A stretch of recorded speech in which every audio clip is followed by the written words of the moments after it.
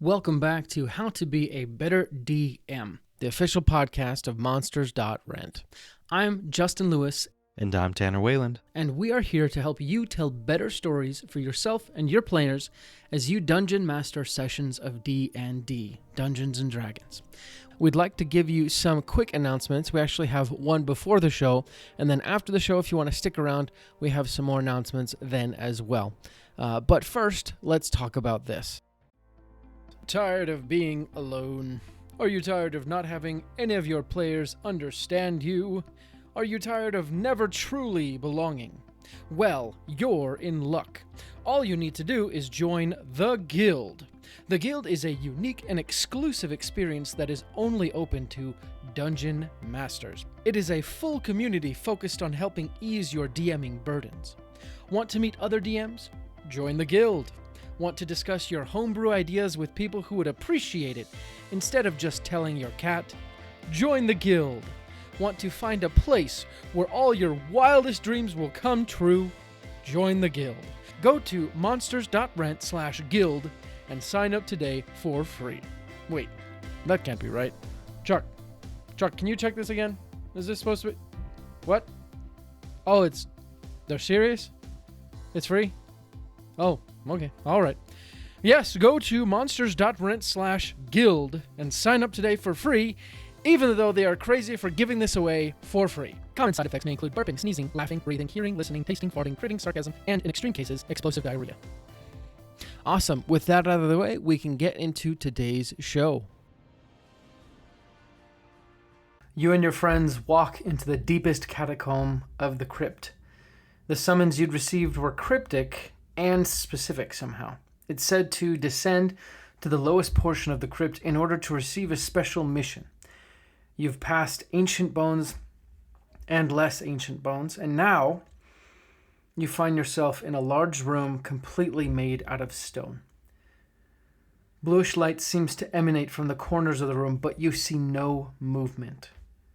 Suddenly mist fills the floor of the room, bubbling up as if from some great beast's maw. In the corner, you see an object rise off a shelf. It floats towards you.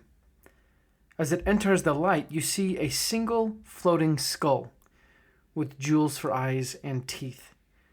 A Demilich. You and your companions draw your weapons when you hear a voice. Wait. The voice is small and childlike. It emanates from the skull.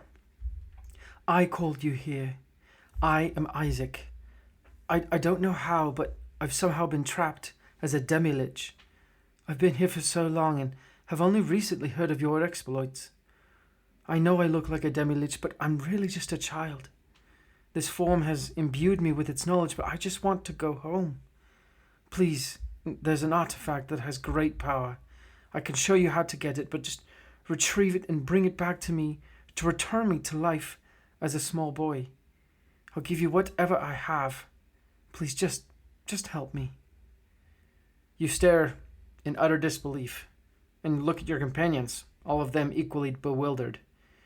You open your mouth to speak. What do you do? Welcome back to the 13th episode of How to Be a Better DM. I'm here to help you create better stories for you and your players as you dungeon master games of Dungeons & Dragons 5e. Again, thanks for listening to today's show, and you know what? Let's just jump right in. Here are 6 signs of a bad dungeon master. Obviously, right off the bat, you should know that the purpose of this episode is to help you not be a bad dungeon master. So don't do these things, right?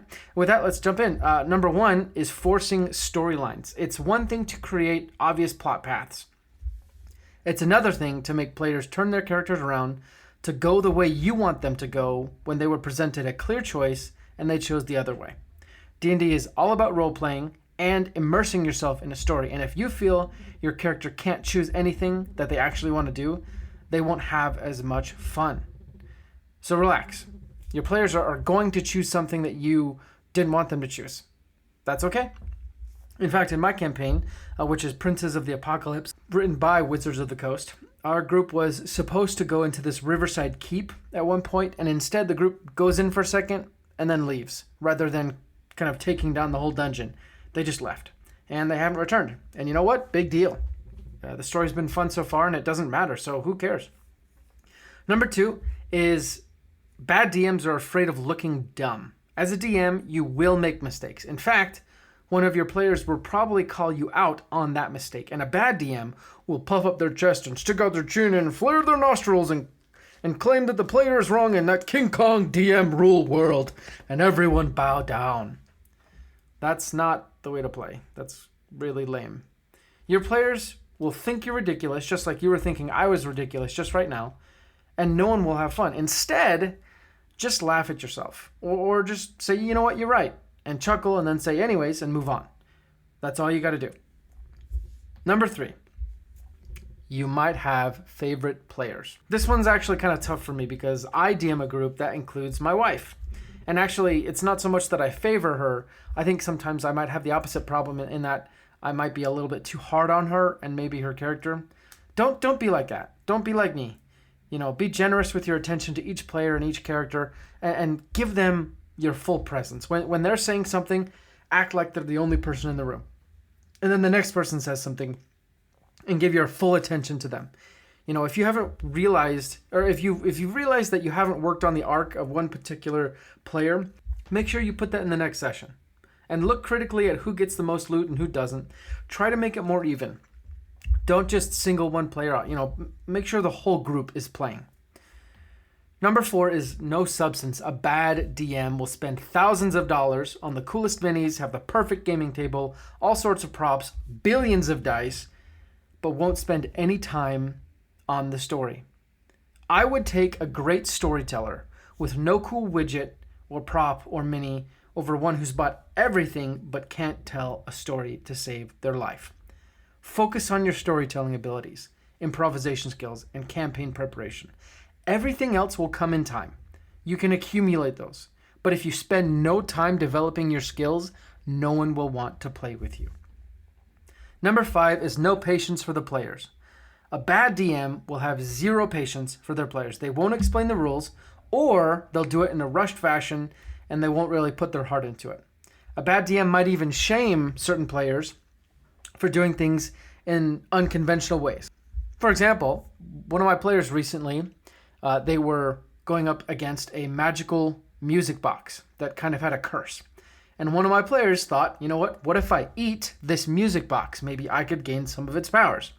So I let him attempt. Obviously, there were certain skill checks involved. He didn't succeed, but I didn't just say, hey, that's a dumb idea and make him not do it. I was like, okay, well, this is kind of funny, so we'll see what happens, You are the shepherd of your players. You need to guide them lovingly through the story that you've created because your players are just as much a part of your world as you are. And remember, if you don't have players, you don't have a game. So be patient. Enjoy the nascent tendencies of a novice murder hobo group that's just learning how to play. Be with them and enjoy those learning moments. Number 6, bad DMs stop having fun. A bad DM will let their preparation get in the way of having fun at the table. If being a DM becomes too much of a headache for you, you need to switch things up. Try things in a new way.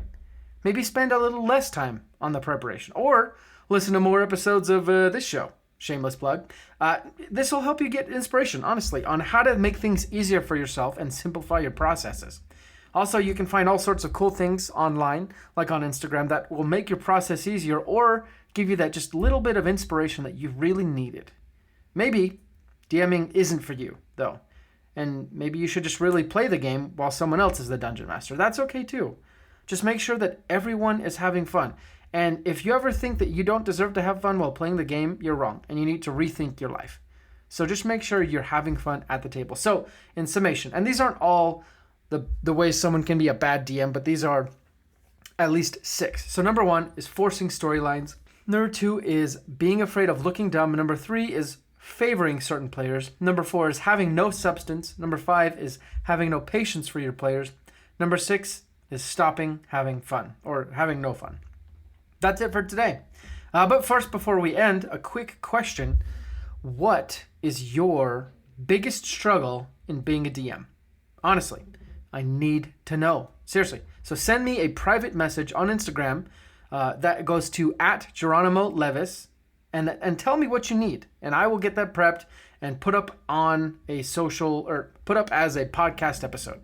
So hopefully that helps you. But anyways, until then, guys, we'll come back next week. Sorry that today's episode was a little late, but better late than never. Until then, let's roll initiative. Thank you for listening to today's show. We really appreciate your support and your patronage. We have a few more announcements to go over. First, did you ever fall in love with the library as a kid? It was a place where you could experience 1,000 stories without having to buy 1,000 books. That is what Monsters.rent can do for your D&D campaign. You can rent and swap out as many quality miniature monsters and creatures for your D&D party as you could ever want, without having to buy them. You can rescue villagers from a kobold camp, or lead your party through the fighting forest, or many more adventures. We're coming out with new bundles all the time. Just sign up for our subscription to get access to your own personal library of minis. Go to monsters.rent to find out more. That's the website. monsters.rent. Get your library pass to a world of minis today. We also wanted to let you know that today's episode is sponsored by Stardust and Dragons. I'm going to let one of the cast of Stardust and Dragons, Christian Hatcher, and his crew tell you a little bit more about it. This August, a new adventure podcast is coming to a platform near you, filled with action. You one of the two of them. We can't keep taking hits like that. Drama. Everything that she's been doing, everything she's going to do, finally sets in. And Stardust. Help! Help! Someone, please! Find out more about this epic odyssey at stardustanddragons.com, where adventure awaits in the stars. That's all the announcements we have today. Again, thank you so much for everything you do for us. You make this show possible. Like we said before, we'll be back next week with another great episode, and until then, let's go ahead and roll initiative.